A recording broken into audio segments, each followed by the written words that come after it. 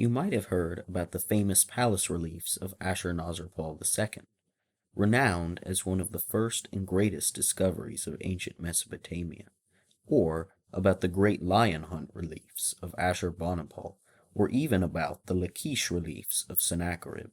They tend to blur together as simply Assyrian reliefs, but these slabs developed in critical ways, finding new audiences and taking on different forms. Contrary to what many imagine, the reliefs of Ashurnazirpal and Sennacherib, though similar in many ways, were also very different. In a previous video, I explained the origins of these most famous Mesopotamian works of art and aspects of their function, but I have yet to discuss how they changed over time. Today, I will briefly analyze the important ways the carved slabs changed across the reigns of the most important kings of the period, interspersing the stories that frame these developments.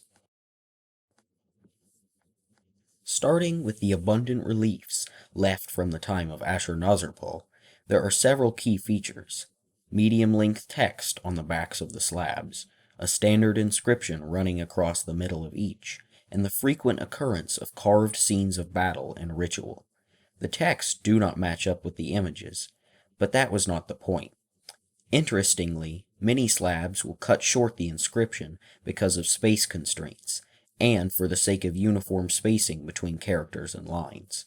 For literate and non-literate audiences, a text sandwiched between scenes of the king conquering or overlaying ritual performances projected the same message of power.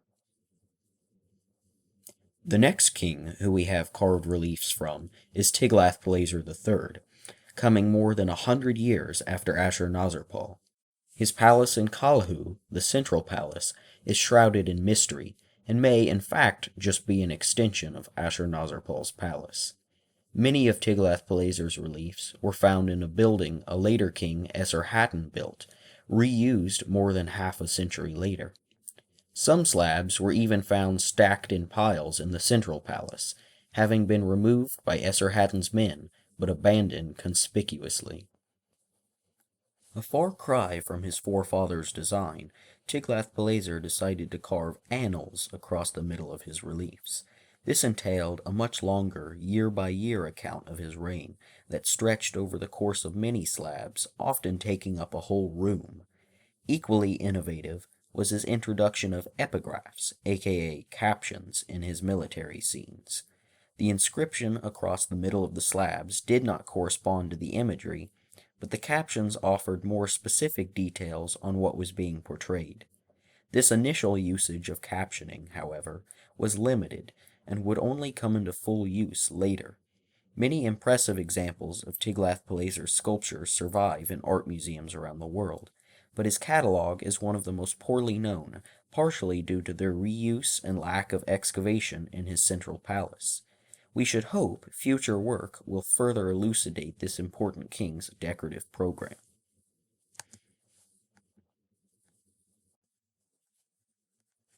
Following Tiglath-Pileser, his son, Sargon II, was the next king who would seek to memorialize his deeds in alabaster slabs.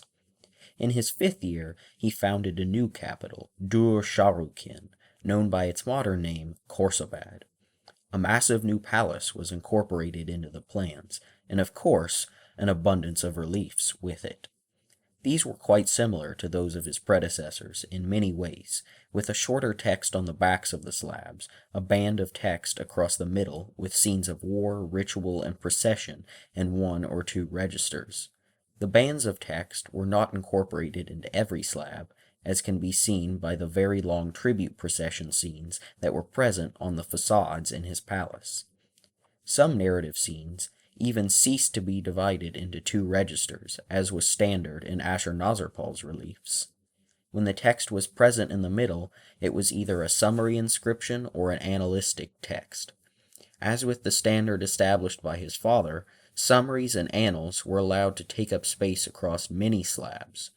Unfortunately for the planners and sculptors of these reliefs, the grand new capital would be abandoned after the death of Sargon, dooming his palace to a position of insignificance. Due to the bad omens associated with his death, Sargon's son, Sennacherib, would initiate a massive building program at an entirely new capital, Nineveh. His southwest palace, or palace without rival, was imagined to be the largest royal residence the empire had ever seen, complete with, you guessed it, alabaster reliefs, hundreds more than any of his predecessors had attempted to manufacture. These were not the text-oriented decorations they were first conceived to be, rather a heavily visual expression of royal power. All bands of text were removed from the middle of the slabs, and registers were replaced with spectacular bird's-eye views and multi-layered scenes. In previous times, procession scenes seem to have been a strong theme in the palace, but they are notably absent from Sennacherib's relief compositions. Instead, he focuses almost exclusively on warfare, complemented by slabs that depict construction projects. The only text present on the walls were the epigraphs formerly used by Sargon and Tiglath-Pileser. Most of the examples are lost because they were carved on the tops of slabs, but the 28 examples that do survive indicate the increasing significance of these subtler inscriptions. In 681 BC, Sennacherib was assassinated, and his son Esarhaddon ascended the throne. Unfortunately, very few of the reliefs Esarhaddon may have carved are available to us at the moment. A German excavation team is currently working in his military palace at Nineveh, so there is hope we will have better documentation on this front soon. Despite this gap in the record, his son Ashurbanipal's reliefs are so spectacular they almost make us forget. The details of the lion hunts in the narrative cycle of the Battle of Tiltuba represent the full realization of Sennacherib's artistic program and serve as a fitting finale to the long history of Assyrian palaces. Ashurbanipal fully utilized the potential of the sophisticated style his ancestors had developed for him.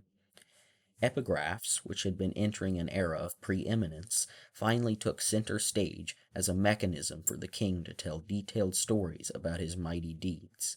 All written material was removed from the palace except these captions. Ashurbanipal's own sons, Sin-shar-ishkun and Ashur-etil-ilani, may have done some work in a few of the many Assyrian palaces, but clearly there were no more grand construction projects. The empire had become weak, and these kings did not have the financial resources to build, and neither could they justify it to the people they ruled.